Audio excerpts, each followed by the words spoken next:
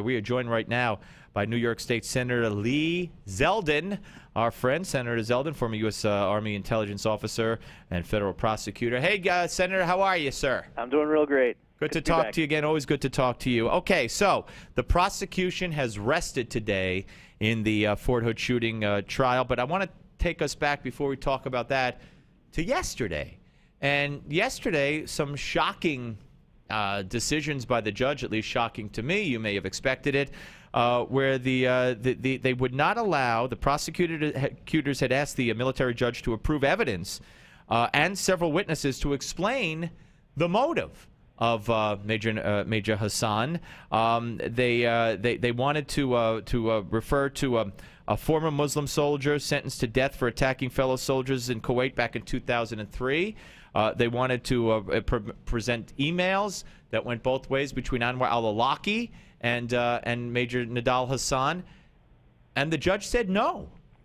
Well, first off, it's important for everyone to remember that one of the main goals of this judge is not only to secure a conviction, but to make sure that that automatic appeal that will take place if the death sentence is issued, that we don't want this case getting overturned. So the judge is going to be very cognizant of protecting the record, what evidence is admitted, to making sure that nothing in there is going to give grounds for this case to be overturned. So the judge looks through the various kinds of evidence that the prosecutors wanted to admit, some of which the judge ruled was too old and irrelevant. You referenced the emails.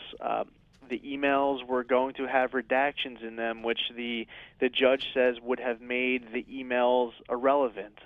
One of the terms used by the judge was her concern that the evidence could result in a confusion of issues, unfair prejudice, waste of time, and undue delay. And also, very importantly, was a theme that the prosecutors wanted to develop, that there was that this was some kind of a copycat offense, and to bring in case from the Hassan Akbar trial, which actually took place while I was stationed down in Fort Bragg. Oh, in Fort Bragg. Okay, yeah. And and what the judge was concerned was that this would open the door to a mini trial of sorts of Akbar, who's who was sentenced to death penalty. That's a case in and of itself that's working through the process. So, right, and I should point out that he shot fellow soldiers in Kuwait. That's why I had Kuwait on the brain, but the trial didn't take place there, obviously. That's right. Yeah, just before the start of the Iraq War,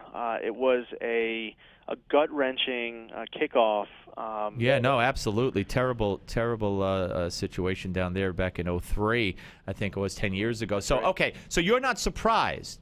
You think, isn't evidence, who cares when the case took place? Why is it, quote-unquote, old? Well, some of the evidence that the judge ruled was old also ruled that the evidence was irrelevant, citing his interest years ago in conscientious objector status, his past academic presentations.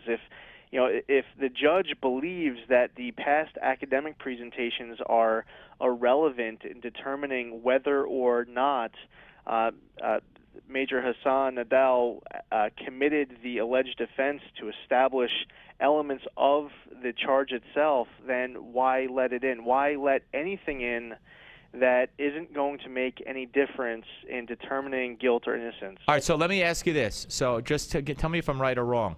The judge doesn't care really why he did it, because you have a defendant who already admitted he did it. You have witnesses who said he did it. So all the judge cares about is that proving or that there's enough evidence that he did it. Am I correct? Well, yeah. The judge is certainly, especially being that it's a capital case, when we get into sentencing, there's going to be all different kinds of aggravation and mitigation evidence. Probably just primarily aggravation evidence if it's just the prosecutors. We'll see if the accused presents any evidence. Well, I want to get to that. Yeah, we only have a couple of minutes left. I'm glad you brought that up, Senator. Of course, the prosecution resting today.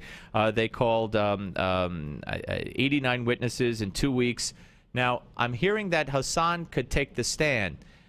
riddle me this, Batman. How does the man acting as his own defense attorney take the stand? Who would question him? Would he have to have the other participating defense attorneys question him? How would that work? Yeah, well, he could speak on his own behalf.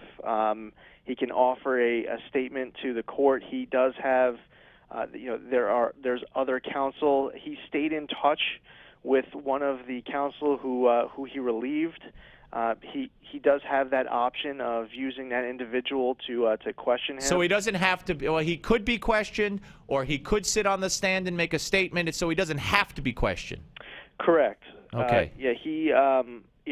There's obviously the judge wants to make sure that this doesn't turn into a circus there in the courtroom, and there's a lot of, again, I would be, all of us would be shocked if there wasn't a conviction here in this case with all of the evidence that's been put out. So how that is handled, I would say that the judge has some flexibility because there's nothing that this man is going to be able to say on the stand that's going to get him off, and quite honestly, he'll probably just talk about how he did it. So I wouldn't be surprised if the judge had a little bit of gave a little bit of flexibility in that situation. Senator, I appreciate your time. Did you like that? Riddle me this, Batman. That was pretty good, right? That was good. All right. Good. Take care, Senator. We'll speak to you soon. That's